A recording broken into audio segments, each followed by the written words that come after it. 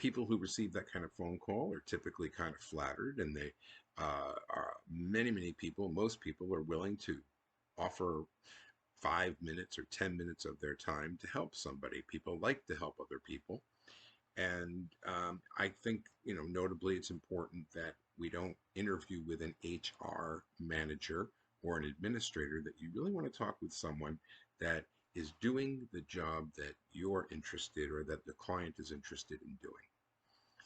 The informational interview, once set up, um, either by Zoom or in person, um, the role play continues between counselor and client to uh, formulate some questions that uh, don't have open-ended type questions that allow the interviewer to talk about themselves, and how they've managed the windy road to their success.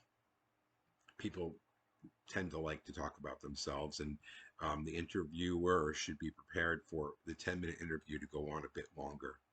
They should also be prepared for the interviewee to turn the tables and start asking them questions about themselves, and why they're interested in the position that they're talking about, what's happening in their current position, um, and be prepared for maybe some tough questions about conflicts they may have experienced and how they've handled those experiences. So the interviewer should be well versed in the STAR method of interviewing, just in case this informational interview turns into an actual interview. Um, the first 7 seconds of the interview is very important.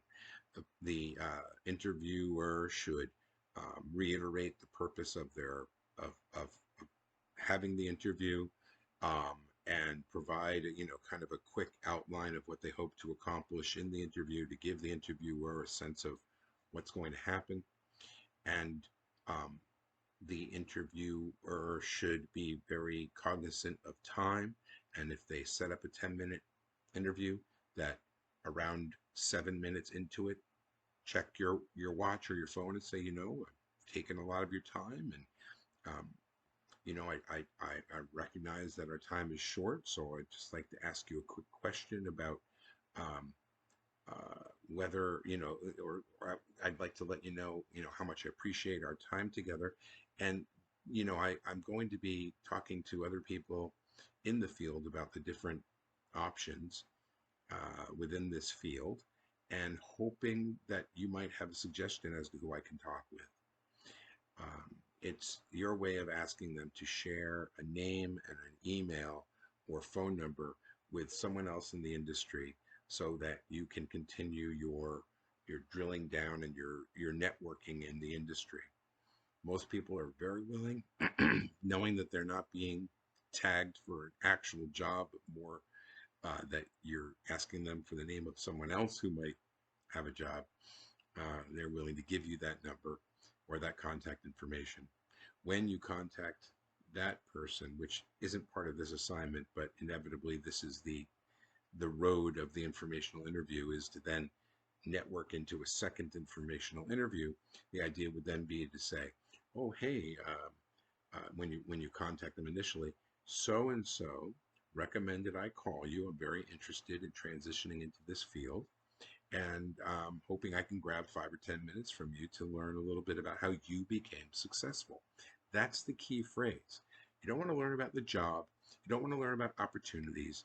You don't really even want to learn about the field overall. You want to learn about the person.